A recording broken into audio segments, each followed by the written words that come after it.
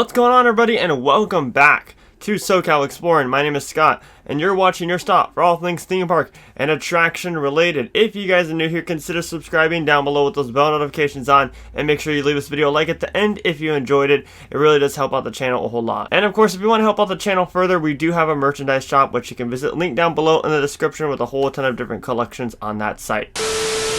So what's going on, everybody? How was your Thursday morning? Because I know mine was great. We got a total of, I think, 12 announcements for Halloween Horror Nights 30 at Universal Orlando yesterday, and it was nuts. It was a little bit overwhelming, to be honest. And you know, we knew this was going to be coming because there's literally like 2.5 weeks away from opening night of Halloween Horror Nights 30, so it's like, did they really have enough time to make one announcement for each specific thing?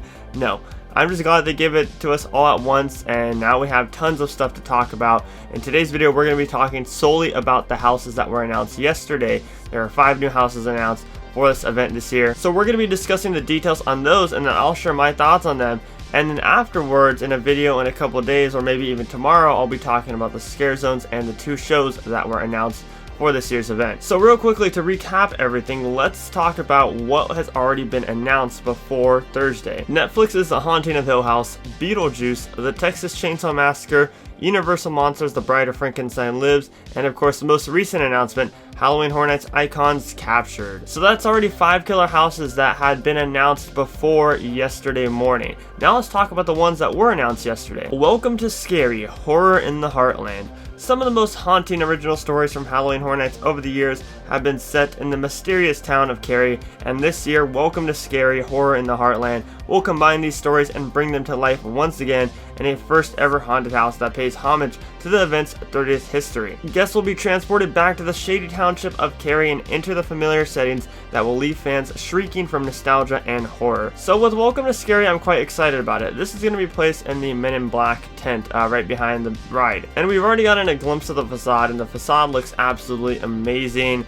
I'm just excited to see it. It feels like it's going to be like kind of a best of house. Having all these things that have a historical tie-in to the event like they described in that press release. So I feel like Scary is really going to be directed at the dedicated fans who have been going for years and years, or following the event's history for years and years. We're definitely going to see Easter eggs from previous houses and previous zones for that matter. And I don't know, I just feel like this house is going to be one of the best houses this year. It's definitely going to be in the top 3. I don't know, for me, which I'm going to make my most anticipated list within the next couple of days or so you guys kind of get an idea of what I'm most excited for this year. But I definitely think with a bunch of Halloween Horror Nights fans, this is going to be one of their top 3 houses, if not their favorite house. Now let's talk about Case Files Unearthed, Legendary Truth. The world of Legendary Truth, an evolving story following a mysterious paranormal research group, has haunted guests via unique haunted houses throughout Halloween Horror Nights history. In Case Files Unearthed, Legendary Truth, guests will step into the well-worn shoes of the infamous Boris Suster, the elusive private eye investigating the supernatural,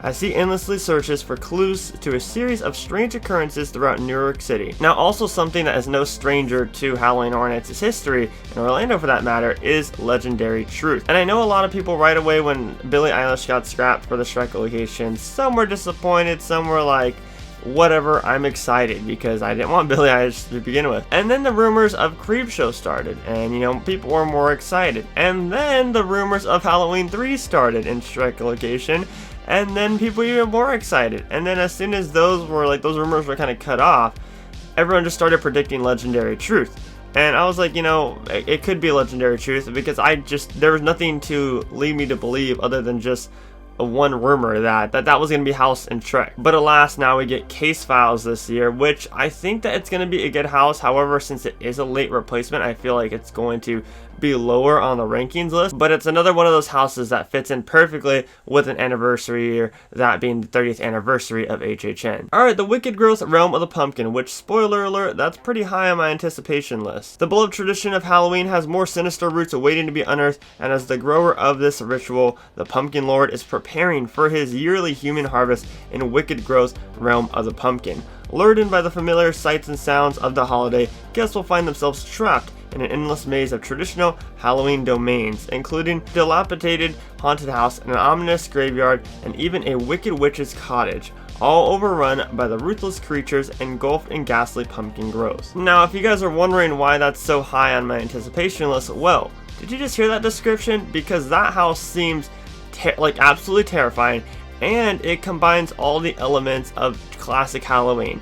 You can't go wrong with pumpkins. You can't go wrong with scary pumpkins either. So I think that this house is going to be absolutely amazing. I think that it's going to be scenically beautiful. We already got a glimpse of the facade thanks to Bio Reconstruct.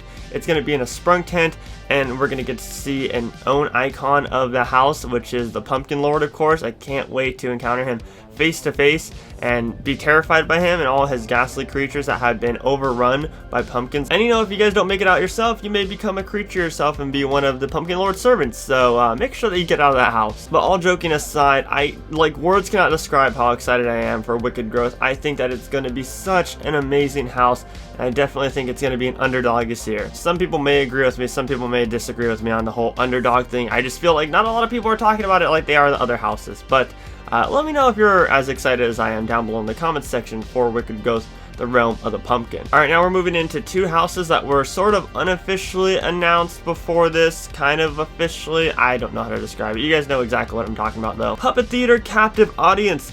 The demented side of puppetry and theater will take center stage in Puppet Theater Captive Audience as guests are transported to San Francisco's abandoned theater in the early 1900s. They'll find the Pasix puppet troupe trapped within the ruins in the midst of rehearsing for their next grisly performance. With a fanatical need to entertain any captive audience, the troupe has turned to transforming trespassers into living puppets, dismantling and sewing them back together as life-size marionettes for additions to the horrific encore. Will guests escape in one piece, or will it be their final curtain call? No matter what, the show must go on. Now, Puppet Theater Captive Audience will be placed in a sprung tent, and there's already a very strong facade outside for it. Now, the whole reason why I say unofficially announced already is because they basically released this exclusive behind the scenes where they went through it talking about how they brought it to life and kind of gave us a sneak peek of some of the characters that we'd already seen in the house. So, I mean, it's already been built since last year. As we all know, the pandemic hit and that caused them to cancel HHN 30, but now it's here, so you know, no more talking about that. But yeah, we get the whole behind the scenes look at Captive Audience already, and I think that this is also going to be a very strong house. It's going to be really hard to rank them after I go to the event and walk through all these houses, because I feel like all of them are going to be so strong. Obviously there's going to be the ones that I like more than others, but I just feel like all the houses combined are just going to be really hard to rank, and that's just my opinion. I think the reason I'm so drawn to Puppet Theater is because it definitely gives me more of a Pinocchio Unstrung vibe from Knott's Scary Farm. As you guys know, I'm a SoCal native, so maybe that's why I'm so drawn to it and I'm so excited for it.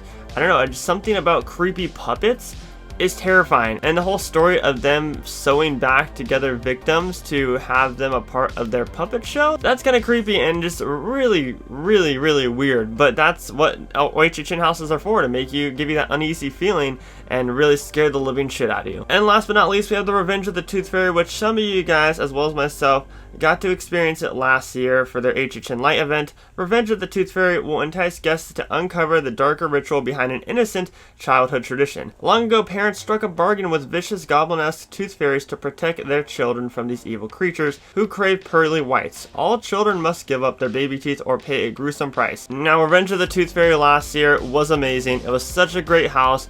When I went through them, you know, I kind of had this comparison in my head between that one and Universal Monsters, The Bride of Frankenstein Lives, on which one was better. I was originally saying The Bride of Frankenstein Lives, but then as I walked through it a little bit more, I was like, damn, Tooth Fairy, it's just beautiful. The narration going through the house really makes the house. It makes it feel like a demented Dr. Seuss story, but that's basically what it is, without the Dr. Seuss. It's just a demented fairy tale, and it is awesome, guys.